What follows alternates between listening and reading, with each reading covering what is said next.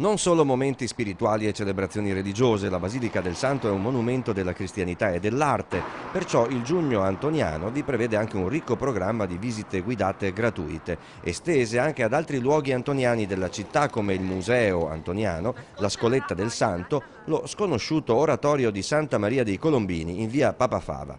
Date e orari sul sito santantonio.org.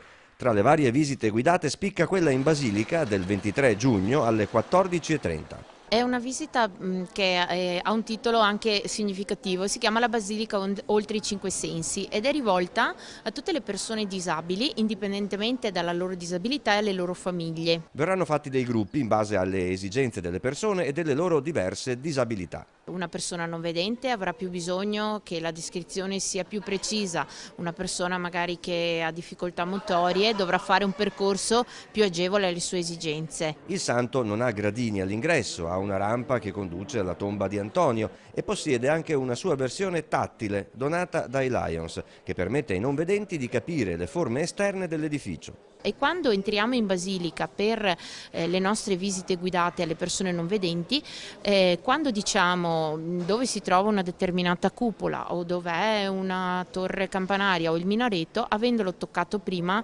si riesce a capire molto meglio lo spazio.